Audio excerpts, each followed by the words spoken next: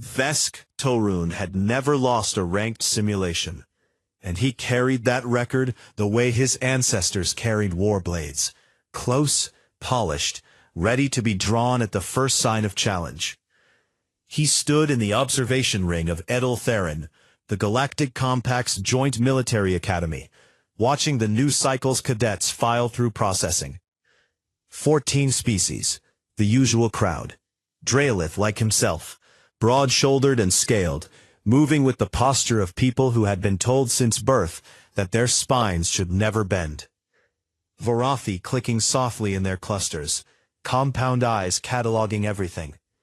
Telleri drifting in their pressure suits, their gaseous bodies shifting colors with each new emotion.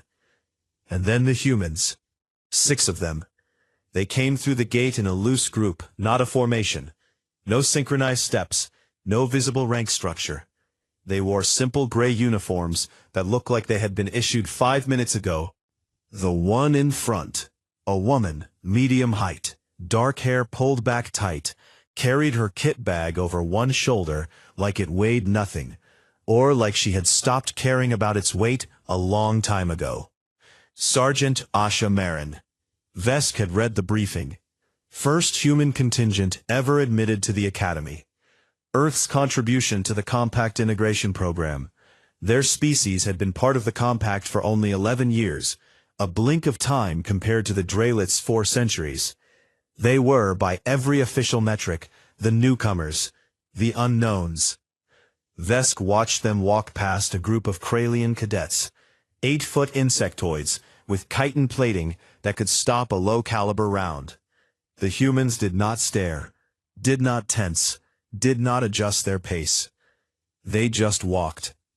The first week was orientation, structured sparring rounds, tactical puzzles, physical assessments. Every species got a chance to show what it could do, and Vesk showed plenty. He scored highest in close combat among all cadets. His tactical puzzle times were 14% faster than the next best. When the instructors posted rankings after day 3, his name sat at the top, and it felt like the only place it had ever belonged. The humans scored middle of the pack, on everything. Their sparring was competent but unremarkable. They solved the puzzles in reasonable time but never rushed. In the physical trials, they performed within expected parameters for a species of their size and muscle density. Nothing more. Nothing that would make anyone look twice. Vesk looked twice anyway. It was something in the way Asha watched the other cadets during their sparring rounds. She stood at the edge of the ring with her arms folded, and her eyes moved the way a targeting system moved, not watching the fight, but tracking it, mapping it. Every time a Draelith cadet committed to a strike pattern, her head tilted 2 degrees. Every time a Vorathi team executed a flanking drill, her lips pressed together, just slightly, like she was filing something away in a place she would not forget. He told himself it meant nothing. Observation was not performance. The group tactical exercise came on day 5, a simulated base defense. 200 cadets split into mixed species teams, each assigned a role. The scenario was standard, an entrenched position, an incoming enemy force controlled by the Academy's combat AI. 45 minutes to hold the line. Points were awarded for base integrity, enemy casualties, and team coordination. Vesk's team drew the front line. He organized his cadets into overlapping fields of fire, set up fallback positions, designated medics. He ran it the way his people had run defenses for 400 years, and it was clean, and it was beautiful. The humans drew a support role, logistics, resupply, the unglamorous back end of the operation. Vesk barely registered them on his tactical display. 20 minutes in, the AI flanked them. The enemy force split. Half continued the frontal assault. The other half looped wide, hitting the eastern perimeter where a Telleri team was holding a secondary position. The Telleri broke. Not because they were bad soldiers, because gaseous beings in pressure suits were not built for the kind of close-range chaos that followed. Cadets scrambled. Teams repositioned. Vesk pulled 2 squads from his reserve to plug the gap. The whole defense buckled and flexed like a living thing, trying to hold its shape under pressure that kept finding new places to push. And then someone on the tactical display said, "Where are the humans?" Vesk checked. The 6 human signatures were gone from the logistics zone. Found them. 3 kilometers behind the enemy's main force, moving fast, spread in a pattern he did not recognize. They were not running away. They were not repositioning to support the defense. They were behind the enemy. In the next 3 minutes, the following things happened. The enemy's spawn point, the simulation node that generated reinforcements, went offline. A human cadet had reached it and fed it a logic loss command that turned it into scrap code. The enemy's supply cache, ammunition, repair drones, medical supplies, detonated. 2 human cadets had rigged it with the demolition charges that were supposed to be used for base fortification. The enemy's command node, the AI coordination hub that directed all hostile units, was physically dismantled. Asha Marin walked into the structure, pulled 3 cables, and the entire enemy force stopped moving. Not retreated, not regrouped, stopped. Like puppets with their strings cut, the simulation ended. The scoring screen lit up. The defense objective showed partial failure. The base had taken structural damage during the Eastern breach. By the Compact's metrics, the overall mission was a mixed result. Points were awarded and deducted. Teams were ranked. But the room was quiet, because there was nothing on the map. No enemy, no reinforcements, no supply lines, no command structure. The AI had not been defeated. It had been unmade. Every system that allowed it to function as a fighting force had been located and removed with the precision of a surgeon cutting out a tumor. The defense had technically failed, but there was nothing left to defend against. Vesk requested the after-action data that evening. He sat in his quarters and read it once, then again, then a third time, slower, tracing the movement paths of each human cadet on his datapad. They had not reacted to the flanking attack. They had used it. The moment the AI committed forces to the eastern push, it weakened its rear. And the humans had been waiting for exactly that, as if they had known it would happen, as if they had been watching the AI the way Asha had been watching the sparring ring, not to fight it, but to understand where it would break. He searched the Compact's tactical database for a doctrine that matched what they had done. Aggressive bypass, deep strike, decapitation protocol. Nothing fit. Not exactly. Because every doctrine he found was designed to win the battle. The humans had not won the battle. They had made it so there was no battle left to win. Vesk set down his datapad and stared at the ceiling of his quarters for a long time. In his language, there were 47 words for different kinds of victory. Triumph by endurance. Triumph by cunning. Triumph by overwhelming force. Triumph by the enemy's disgrace. He did not have a word for what the humans had done. His language had never needed one. He turned off the light and lay in the dark. And for the first time in his career at the academy, Vesk Torun felt something he could not rank or score or file away. He felt like he had been watching the wrong game the entire time. The Compact's war theory curriculum was 400 years old and had been refined by the greatest military minds of 9 species. It was built on 12 foundational principles called the Pillars of Engagement, and every cadet who graduated from Adil Theron could recite them the way a child recites the alphabet, automatically, without thinking, because the ideas had become the same as breathing. Proportional response, objective hierarchy, controlled escalation, triumphant conclusion. Vesk loved the pillars. They gave war a shape, rules, edges. They said, here is where the violence begins, and here is where it ends. And in between there is honor and skill and the chance to prove that your people are what they have always claimed to be. The humans sat through every lecture. They took notes. They asked no questions. This bothered Vesk more than he could explain. It was not rudeness.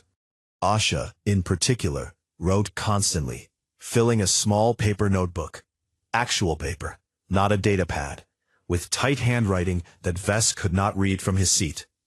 She underlined things, drew arrows between notes, circled words. But she never raised her hand, never challenged an instructor, never offered a perspective from human military tradition. It was like watching someone study an animal in a cage, taking careful notes on its habits, never once suggesting that the animal might do something different. The first simulation exam came 3 weeks into the cycle, a planetary siege scenario. Each team received identical conditions, a fortified city, a defending garrison of moderate strength, and 72 simulated hours to capture and hold the objective. The scoring weighted efficiency, casualty ratios, and time to completion. Vesk built his plan like a cathedral. Layer by layer, he cut the city's supply lines on hour 4, established artillery dominance by hour 9, sent psychological warfare broadcasts, offers of fair treatment, demonstrations of overwhelming force by hour 15. The garrison commander began negotiations on hour 26. Formal surrender came on hour 31. Clean, classical, the kind of operation that would be taught in academies for decades. He scored highest in the class, among the alien cadets. Asha's team did not besiege the city. For the first 11 hours, they did nothing visible. Their units held position 3 kilometers outside the operational zone. Sensor data showed they were scanning, deep penetration scans of the city's infrastructure, communication intercepts, thermal mapping of garrison positions. 11 hours of watching. Other cadets joked about it. The Kralian team leader made a comment in the mess hall about humans being afraid of walls. The Telleri, who had lost their siege badly, said nothing, but their colors shifted to the shade that meant second-hand embarrassment. Then, at hour 11, minute 14, the humans moved. They hit 4 targets at the same time. Not military targets, infrastructure. The water purification plant lost its central processor to a precision strike that destroyed nothing else in the building. The power grid was shut down through a cascading failure triggered by a single relay station being disabled. Not destroyed, disabled, in a way that made the grid's own safety protocols turn everything off. The communications relay was jammed so thoroughly that the garrison could not contact its own units across the city. And the ammunition depot was struck with incendiary charges that turned 6 months of ordnance into a pillar of smoke visible for 50 kilometers. The humans did not enter the city. They did not fire on a single garrison soldier. They did not demand surrender. 2 hours later, the garrison contacted them, not with a surrender offer, with a request. They needed water. They needed power. They needed to coordinate their own medical teams because 3 soldiers had been injured in the ammunition depot fire, and the field hospitals could not function without electricity. Asha's team provided all of it. They sent water. They sent portable generators. They opened a medical channel. And while they did this, Asha transmitted a single message to the garrison commander. "We are not your enemy. We are the people who can turn your lights back on. Would you like to talk about that?" The city opened its gates on hour 14. Not a surrender, a conversation. The scoring system did not know what to do with this. The objective was captured technically. Casualties were 0 on both sides. Time to completion was the fastest of any team. But the garrison had not been defeated. It had been made dependent, and then helped. And in the space between those two things, the concept of resistance had dissolved like sugar in hot water. Vesk stared at the results for a long time. His victory was the best siege in the exercise. Asha's was not a siege at all. It was something else. Something that did not have a column in the scoring matrix. 3 floors above the simulation center, Instructor Halik was having a worse evening. Halik was Vorathi, insectoid, compound-eyed, capable of processing 11 data streams simultaneously. She had been assigned to evaluate the human cadets, a task she had initially considered beneath her analytical abilities. Humans were classified in the Compact's military database as aggressive primitive, pre-spaceflight species with nuclear capability but limited strategic doctrine. Dangerous to themselves. The kind of species that burned its own forests and called it progress. She had pulled Earth's military history as background reading. That was her mistake. She started with the ancient wars, simple enough. Territorial conflicts, resource disputes, religious campaigns. Brutal, but recognizable. Every species went through this phase. Then she reached the 20th century, and she stopped recognizing things. A global war, then another, 20 years later, larger. A species that had not yet left its own atmosphere had built weapons capable of splitting atoms and dropped them on cities full of their own kind. Not because they did not understand what the weapons would do, because they understood exactly what the weapons would do, and they decided the war needed to end more than those cities needed to exist. She read about a concept called mutually assured destruction, a strategy in which 2 nations pointed enough nuclear weapons at each other to end all life on the planet, and then used that fact as the reason not to fight. They had turned extinction into a leash. They had domesticated the apocalypse and made it sit in the corner, like a trained animal. And the entire arrangement had held for decades, through nothing but the shared understanding that everyone involved was crazy enough to go through with it. Now you will never want to fight us again, because we are the ones who turned your lights back on. The same sentence Asha had transmitted to the garrison. Halik's compound eyes processed the data from 11 angles simultaneously, and every single angle arrived at the same conclusion. She filed her report to the Compact Council at 3 in the morning. It was short. It reclassified human military doctrine from aggressive primitive to a new category she had to invent, because nothing in 400 years of compact taxonomy fit what she had found. Existential terminal. A species that did not fight to win. A species that fought to make fighting impossible. And then, this was the part that made her mandibles click involuntarily. A species that rebuilt what it had broken so thoroughly that the broken thing became part of itself. They did not conquer. They did not liberate. They converted. And they did it by being the hand that crushed and the hand that healed in the same gesture. So fast that the target could not tell where the violence ended and the kindness began. The next day, Vesk found Asha in the mess hall. She was eating something from a sealed container she had brought from Earth. It smelled sharp and warm and entirely foreign. She looked up when he sat across from her. "Good siege," she said. "Your encirclement timing was really clean. Thank you." He paused. "What doctrine were you using in your scenario?" She chewed, thought about it, swallowed. "We don't have a name for it," she said. "We just, when something is broken, we do not want to have to fix it twice." She went back to eating. Vesk sat with that sentence for a long time, turning it over in his mind the way he turned over tactical problems, looking for the angle, the weakness, the place where it did not hold up. The threshold had a 23% completion rate across all species in the history of the Academy. No team had ever beaten it. The instructors said this with a kind of pride, the way a mountain might be proud of the bodies on its slopes. The threshold was not designed to be won.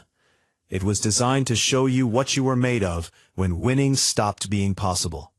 72 hours, continuous, no rest cycles, multiple environments, urban, jungle, vacuum, aquatic, shifting without warning. The combat AI running the scenario was adaptive. It studied the teams in real time. It learned from their tactics. It escalated. Every cycle the AI got smarter. Every cycle the cadets did not. Vesk had been waiting for the threshold since his first day at the academy. This was the test that separated names from legends, and he intended to be a legend. His war blade was sharpened even though the exercise was simulation only, because ritual mattered, because preparation was a form of respect for the fight ahead. The teams were randomized, mixed species, no choosing your own squad. Vesk drew a team of 9, 2 Kralians, a Telleri, 3 Vorathi, a Drenic pilot, and 2 humans, Asha and Ro. Ro was the other one, the quiet one. Vesk had barely noticed him during the training cycle. He was shorter than Asha, built like something that had been compressed under heavy gravity. And he had scars. Not the decorative kind that some species wore as honor marks. These were the kind that came from things that had gone wrong, in ways that no one had planned. A thick white line ran from his left ear to the corner of his mouth. His right hand was missing the smallest finger. In 6 weeks of training, Vesk had heard Ro speak exactly 4 times. The threshold began at midnight station time. The first environment was urban, a ruined city, rubble-choked streets, collapsed buildings, sightlines that shifted every time you turned a corner. The AI dropped hostile units in waves, probing attacks, testing reaction times, mapping how the team moved and fought. Vesk took command. No one argued. He was the highest-ranked cadet on the team, and his tactical instincts were sharp, in the way that good instincts are sharp. Fast enough to feel like reflex, precise enough to feel like thought. He positioned the Kralians as his front line. Their chitin armor could absorb the AI's standard weapons fire. The Vorathi ran coordination, their compound eyes tracking multiple threat vectors at once. The Telleri handled electronic warfare. The Drenic stayed airborne, scouting. Asha and Ro he assigned to flank security. A reasonable role. Not glamorous, functional. They took the assignment without comment. The first 24 hours went well. Better than well. Vesk's team moved through the urban environment with discipline, clearing sectors, accumulating points, keeping casualties to 0. When the AI shifted them to jungle terrain at the 18-hour mark, Vesk adapted his formations within minutes. The Kralians struggled in the dense vegetation, too large, too loud, so he pulled them back to a support role and pushed the Vorathi forward as scouts. Good decisions, clean leadership. And through all of it, Asha and Ro did exactly what they were told.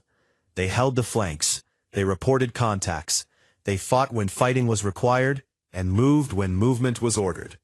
Competent, professional, unremarkable. But Vesk noticed something. They kept exchanging glances, small ones. A look when the AI changed tactics. A nod when a new environment loaded. Micro-expressions that lasted less than a second, carrying information Vesk could not decode. They were having a conversation without words, and he was not invited. Hour 30. The scenario shifted to vacuum, an asteroid field with low gravity and no atmosphere, and the AI escalated. The enemy force tripled, not gradually, all at once. 3 times the expected hostile units poured from behind every rock, every crater, every shadow. The scoring system showed 2 other teams signaling withdrawal. A third had already been eliminated. Vesk's team took casualties for the first time. One of the Vorathi was hit, simulation kill, pulled from the exercise. Then a Kralian took heavy damage to its armor and had to fall back. In 90 minutes, Vesk's team went from 9 functional members to 6, and the enemy kept coming. He started planning a retreat, a controlled withdrawal to a defensible position where they could wait out the clock and preserve their remaining score. It was the smart play, the survivable play, the play that every tactical manual in the compact recommended when the numbers turned against you. Or we end it. Asha's voice. Calm. Not a suggestion, not a request, a statement of available options. delivered the way someone might say, "Or we take the elevator." Vesk turned to her. "We are outnumbered 3-1. The AI has adapted to our formations. Withdrawal is the correct—" "The AI adapted to your formations," Asha said. "That is the point." She laid it out. Quick, no wasted words. The AI was adaptive. It learned. But a learning system has a weakness that a stupid system does not. It can be taught the wrong things. For the next 6 hours, they would feed the AI false data. Move in patterns that looked like panic, but were actually choreographed. Make retreats that were actually advances. Use their remaining forces to create the appearance of a team falling apart, while actually mapping every response the AI generated. The AI would learn from what it saw. It would optimize. It would predict. And with every prediction, it would commit itself deeper to a model of the team that did not exist.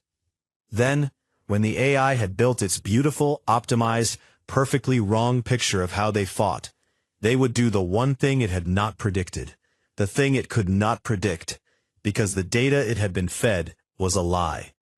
Vesk stared at her. "You want to teach the enemy to be wrong." "Everything that thinks can be made to think wrong," Asha said. 5 words, the most Vesk had heard from him in a continuous sentence. "On Earth, we call this fighting the way they do not train you to fight." 6 hours. 6 hours of moving like a beaten team.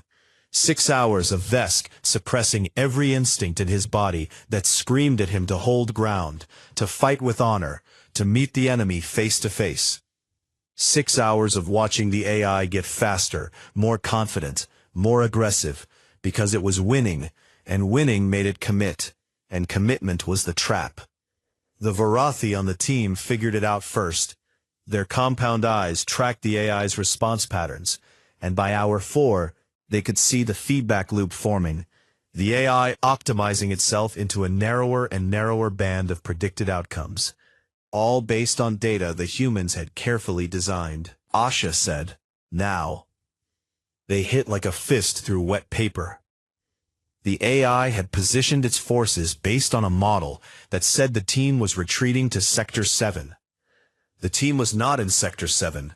The team was behind the AI's command structure, inside its communication network, and standing on top of its resource nodes.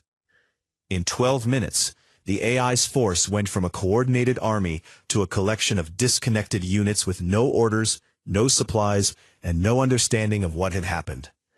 They did not retreat. They stopped, the way a brain-dead body stops, still technically present, no longer anyone home. The simulation awarded Vesk's team the highest threshold score in Academy history. The room where the other cadets watched the live feed was silent. Vesk stood in the airlock of the simulation chamber after it was over. His scales were dull with exhaustion. His hands were shaking, not from fear, from the chemical aftermath of 6 hours of sustained deception that had gone against everything he had ever trained to do. He replayed it in his mind, all of it, not just the threshold, everything. The mediocre scores, the middle-of-the-pack performance, the quiet watching, the notes Asha took in her paper notebook. 6 weeks. 6 weeks of sitting in the middle of the class, doing nothing remarkable, asking no questions. 6 weeks of data collection. They had been running the same play on their classmates that they had just run on the AI. Watch, learn, map, file away every tactic, every instinct, every pattern of every species in the academy. Not to compete, not to rank, to understand, so that when the moment came, they would know exactly where every system broke. The humans had not been average. They had been studying. Vesk leaned against the airlock wall. His hands would not stop shaking. He thought about Asha standing at the edge of the sparring ring on day 1, her eyes moving like a targeting system. He thought about the paper notebook, the underlines, the arrows between notes. He understood now what those arrows connected. And for the first time in his life, Vesk knew what it felt like to be watched by something that was not just smarter than you, not just more dangerous than you, but something that had been learning you from the very first handshake, patiently, quietly, with a smile on its face and a notebook in its hand. He did not feel like prey. It was worse than that. He felt like a problem someone had already solved. The civilian ring of Edel Theron was the part of the station that pretended war did not exist. Markets sold spices from 12 worlds. Bars served drinks that glowed in colors some species could not see. Observation decks curved along the outer hull, and through their transparent walls, a gas giant the color of rust and cream turned slowly, endlessly, like a thought that never reached a conclusion. Vesk found Asha at one of those observation decks. She was sitting on the floor with her back against the glass, her legs stretched out, a bottle of something amber between her knees. She was watching the gas giant like it owed her money. "May I sit?" Vesk asked. She moved the bottle to make room. He sat. His scales clicked against the cold floor. For a while, they said nothing. Vesk had spent 40 years learning how to be comfortable in silence. The Draelith considered the ability to share quiet without discomfort a mark of deep respect. But this silence was different. It was not empty. It was full of things neither of them had said yet, pressing against the walls of the conversation, like water behind a dam. Asha broke first. "You want to ask me something?" "Yes. About the threshold. About everything." She took a drink, set the bottle down. "Go ahead." Vesk had prepared questions. Tactical questions, doctrinal questions, the kind of questions one professional asks another when trying to understand a methodology. But sitting here, with the gas giant turning and the market noise drifting from 2 levels below, those questions felt small, like asking a storm about its wind speed. "My people have a concept," he said instead. Catherine Val. It translates, roughly, to the sacred shape of battle. We believe that war has a form, that it begins in challenge, moves through contest, and ends in acknowledgement. The winner acknowledges the loser's courage. The loser acknowledges the winner's skill. And both walk away changed, but whole. He paused. "This is beautiful to us. This is why we fight. Not for territory or resources, for the shape of it. For the honor of having been tested and having answered." Asha was watching him, not with the targeting system eyes from the sparring ring, with something softer, something that looked like it might be sadness, if sadness could be patient. "Your people do not fight this way," Vesk said. "No." "Why?" She was quiet for a moment. Then she told him about something humans called total war. She explained it simply, the way you explain a natural disaster to someone who has never seen rain. When a human society decided that a threat was real, truly real, not a border dispute, not a trade disagreement, but a threat to the survival of everything they loved, they did not escalate step by step. They did not follow a sacred shape. They removed every limit, every rule, every ceiling, all the resources of the nation, all the intelligence of its scientists, all the production of its factories, all the will of its people. Everything got fed into a single purpose, and that purpose was not victory. It was conclusion. The enemy's armies would be destroyed. Their supply lines would be cut. Their factories would be bombed. Their cities would burn. Their government would be dismantled. Their ability to wage war would be taken apart at every level, military, economic, industrial, psychological, until the concept of fighting back became physically impossible. Vesk listened without moving. "We have done this to each other," Asha said. "Multiple times. Whole generations defined by it. Cities turned to glass. Populations displaced. Things done that cannot be undone. How does your species still exist?" The question came out before Vesk could shape it into something more diplomatic. But Asha did not flinch. Because we also invented mercy, she said, and reconstruction, and foreign aid, and war crime tribunals, and peace treaties that actually hold. She picked up the bottle, looked at it, set it down again. We break things all the way down to the foundation, and then we build them back. Not as conquered territory, as partners, as allies, as people we never want to fight again, because the next time might be the one where nobody walks away. Vesk thought about the siege simulation. The garrison that had opened its gates not in surrender, but in need, and the humans who had answered that need while the smoke from the ammunition depot was still rising. You crush, and then you heal, he said. We end, and then we rebuild. There is a difference. Is there? Asha's mouth curved. Not quite a smile. The crushing is to stop the bleeding. The healing is so it does not start again. We are not kind because we are gentle, Vesk. We are kind because we know what we are capable of, and that knowledge makes kindness feel necessary. 3 floors above them, Instructor Halik was not sleeping either. Her report to the Compact Council, the reclassification of human military doctrine, had triggered a formal inquiry. 3 council members wanted a full threat assessment. 2 others wanted the human cadets expelled from the academy as a precaution. 1 had suggested, quietly and off the record, that Earth should be reclassified from Allied neutral to contained monitored. Halik had spent the last 72 hours compiling the assessment. Her compound eyes ached. She had processed more data in 3 days than in the previous 3 years, and all of it pointed in the same direction.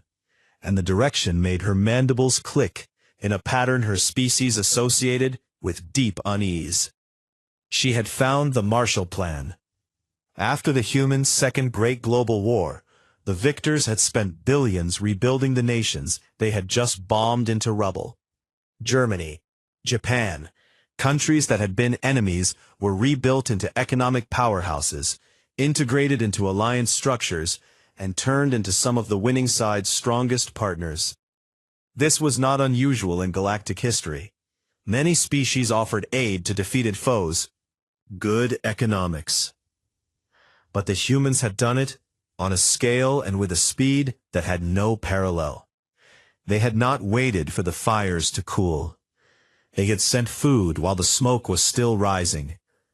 They had rebuilt factories that had been making weapons against them 6 months earlier. They had treated the wound before the patient understood it was no longer a war. And it worked. The former enemies did not rebel, did not rearm, did not seek revenge. They became part of the system that had broken them, not through subjugation, but through the simple, devastating logic of being rebuilt by the same hands that had torn them down.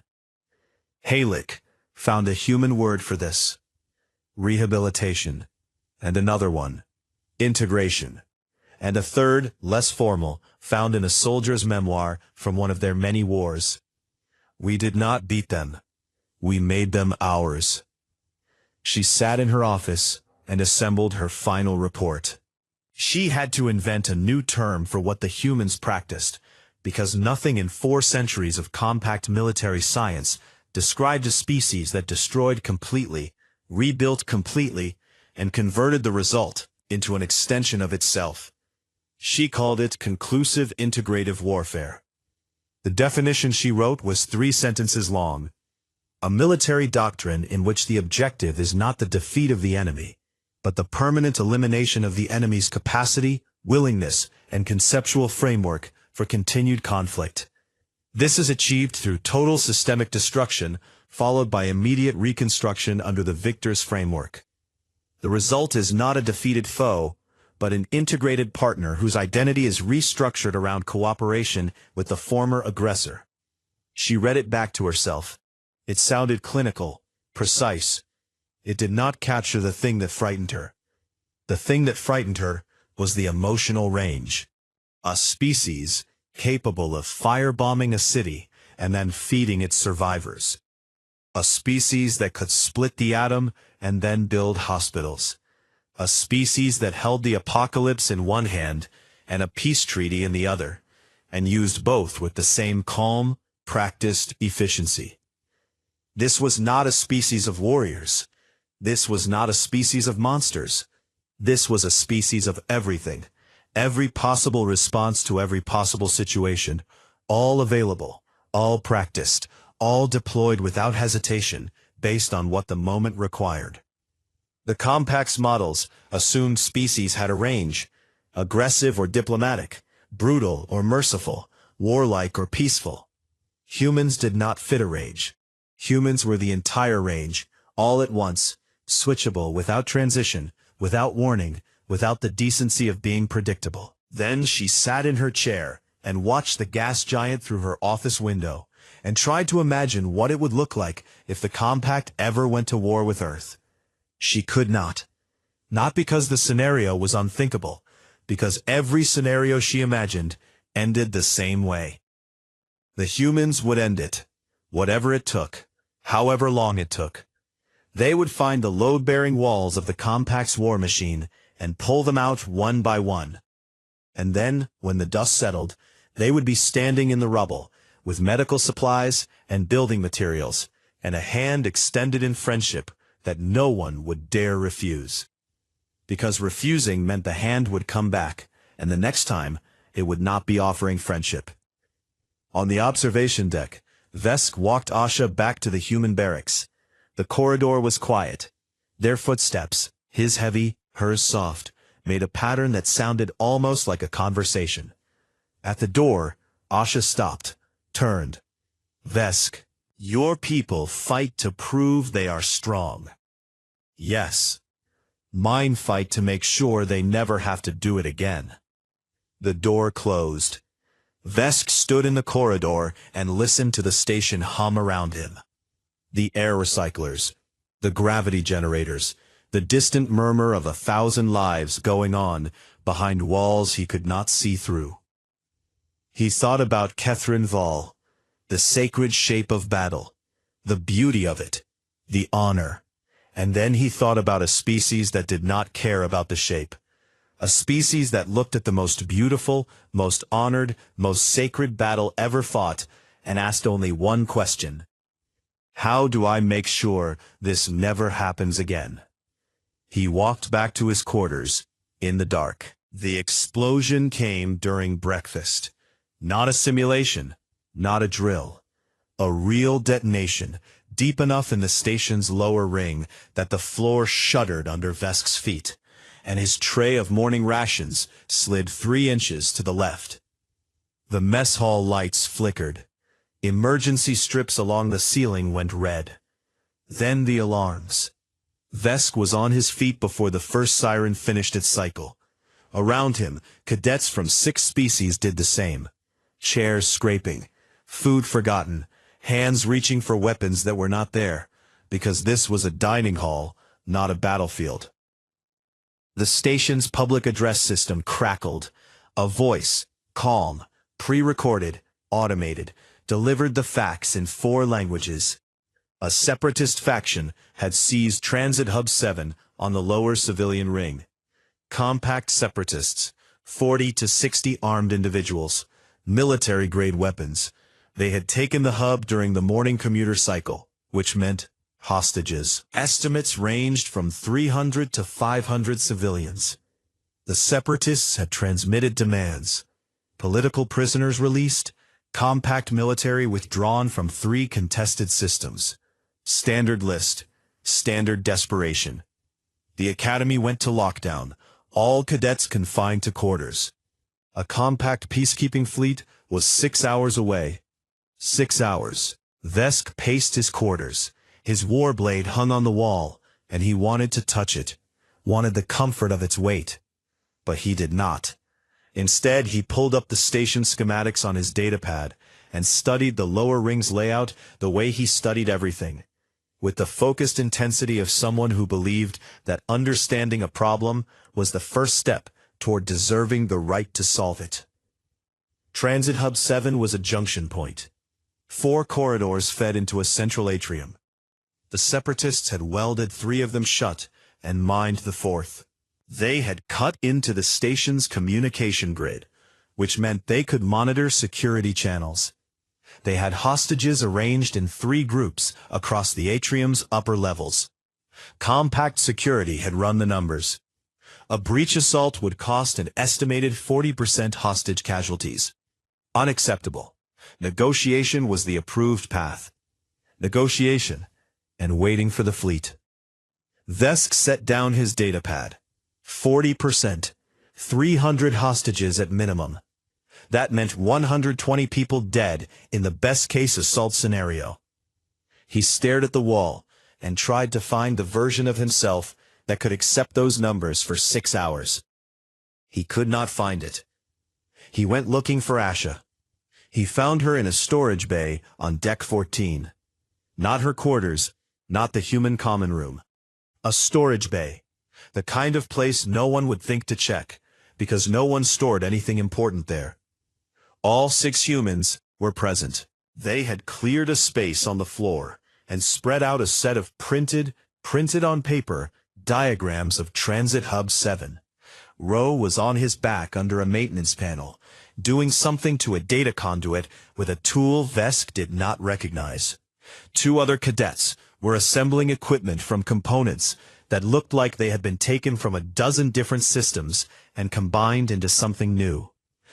Asha was standing in the center of it all, her paper notebook in one hand, a communication device in the other. She was listening. Her eyes were doing the thing again, the targeting system thing, but faster now, sharper, like a machine that had been idling for weeks and had just been switched to full power. She looked at Vesk when he entered. She did not look surprised. "You mapped the hub," he said. "Station schematics are public record. We pulled them during orientation week." She paused. "We pull the schematics of every facility we enter." Habit. "You have a plan. We have a plan." She laid it out. Brief. No wasted words. The hub's climate system was independent of the main station grid. Its own air handlers, its own filtration. Ro had already tapped into its control conduit from the maintenance shaft. They could introduce an anesthetic compound, something from the human medical kit, mild, fast-acting on most carbon-based species, into 2 of the 3 hostage zones simultaneously. The 3rd zone was the problem. It was adjacent to the Separatist command post, and its air system had been manually disconnected. No gas, no remote option. Someone would have to go in. Ro had volunteered. He would enter through a maintenance shaft that was 8 inches wider than his shoulders. He had measured. Asha would handle the leader. She would walk into the command post, unarmed, hands open. Vesk felt something cold move through his chest. "You propose this to Academy Command?" "Yes." "Yes." They refused. Rules of engagement do not allow cadets in live operations. The storage bay was quiet. Ro's tool clicked softly under the maintenance panel. One of the other cadets tested a device, and it hummed once, then went silent. "You are going anyway," Vesk said. Asha looked at him. Her face did not change. Her eyes did not waver. She looked at him the way she had looked at the gas giant, steadily, patiently, as if she had already seen what was coming and had made her peace with it. "There are people in that hub," she said, "and in 6 hours, some of them will be dead. Not because the Separatists want to kill them, because panic is a clock, and clocks run out." She folded her notebook closed. "We are not waiting for the fleet." Vesk stood in the storage bay doorway and watched the humans work. And something in him that had been built over 40 years of training and tradition and sacred shapes cracked down the middle. Because he understood. He understood that this was not bravery, and this was not recklessness, and this was not a violation of rules for the thrill of breaking them. This was what the humans had been the entire time. Under the mediocre scores, under the quiet watching, under the middle-of-the-pack performances and the paper notebooks, and the meal trays eaten in corners where no one was looking. They were people who could not sit still while other people died. It was that simple, and it was that terrifying. They moved at hour 2. Vesk watched the security feeds from a terminal he was not supposed to have access to. Rowe had given him the bypass codes without being asked, as if he had already assumed Vesk would want to see, as if the humans had factored him into their plan without ever telling him. The hub's external power cut at 10:14 station time. One moment the lights were on. The next, darkness. The Separatists switched to emergency lanterns. In the confusion, 3 seconds of confusion, which was all the humans needed, the anesthetic compound entered the climate system in zones 1 and 2. 57 seconds. That was how long it took for the gas to work. Vesk watched the thermal signatures in those zones go horizontal, one by one, Separatists and hostages together, folding to the floor like puppets whose operators had fallen asleep. Zone 3. Rowe's zone. The maintenance shaft was not designed for human use. It was designed for repair drones, small, flexible, mechanical. Rowe was none of those things, but he fit. Barely. And when he came through the access panel into Zone 3, he came through fast and low. And what happened next took 11 seconds. Vesk watched it on thermal imaging. 4 armed Separatists. Rowe moved through them the way water moves through a pipe, finding the path of least resistance. Except there was no resistance, because by the time each Separatist understood what was happening, the understanding came too late. Rowe did not fight the way the sparring ring taught fighting. There was no form, no technique a judge could score. There were just results. 4 bodies on the ground, breathing, disarmed, restrained with ties that Rowe had carried in his belt. 11 seconds. 4 opponents. 0 casualties. It did not look heroic. It looked like maintenance, like a technician repairing a broken system, each motion precise and necessary, and completely without emotion. Asha entered the command post alone, hands open, no weapon. The Separatist leader, a Kralian, chitin-plated twice her height, had a charged weapon pointed at 3 remaining hostages.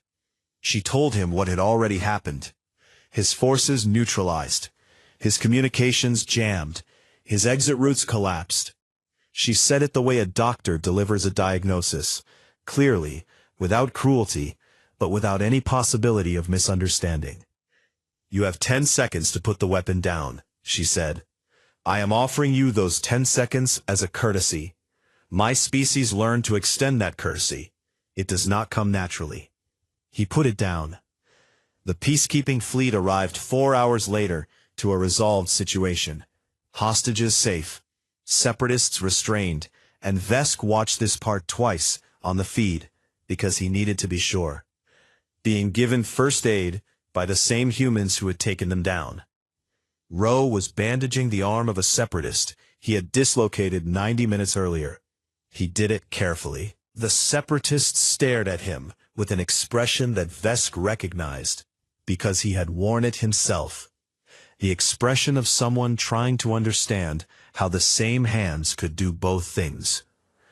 Graduation was 3 days later. Vesk received highest honors among Dralith cadets. His name was entered into his clan's military rolls with a commendation that his great-grandchildren would read. It should have been the proudest moment of his life. Asha's team received no official commendation. Their unsanctioned action was technically a disciplinary violation. The paperwork was filed. The reprimands were issued. It was noted and recorded and placed in the appropriate bureaucratic container. But Vesk saw something else being filed. Every species delegation at the graduation ceremony submitted a quiet addendum to their academy reports. He watched his own commander writing one. He had already read Halig's version, passed through back channels, shared among cadets in the way that important truths are always shared, not through official reports, but through whispers. Recommend immediate integration of human tactical doctrine into all compact training programs. Further recommend that no military action against human-held territories be considered under any circumstances. Not because they cannot be defeated, because they do not fight to defeat. They fight to end, and we do not yet understand what that means. Asha found him after the ceremony. She was carrying her kit bag over one shoulder, the same way she had carried it on the first day, like it weighed nothing, or like she had stopped caring. She was shipping back to Earth, no fanfare, no ceremony. Just a transport and a departure time and a quiet walk to the docking bay. Hey Vesk. Yes? Train with us sometime. Her mouth did that curve again. The one that was not quite a smile. Not against us. She walked away. Her footsteps were soft. Human soft. The kind of soft that should not have been able to carry the weight of everything Vesk now knew about what those feet could do, where they could go, what they could walk into and walk out of, while the rest of the galaxy was still waiting for permission. He watched her go. He did not find it comforting. He found it like standing on the edge of the observation deck and looking out at the gas giant. That vast, turning, patient thing, and realizing for the first time that it was not just scenery. It had been there the whole time, holding moons in orbit, shaping the paths of everything near it, through nothing but the quiet, constant fact of what it was. The humans were going home. And Vesk understood, with the clarity of a man who has seen the mountain and can never again pretend it is a hill, that the galaxy had not welcomed a new species into the compact. The compact had walked into the humans' orbit, and no one had noticed, because the humans had been patient and quiet and smiling.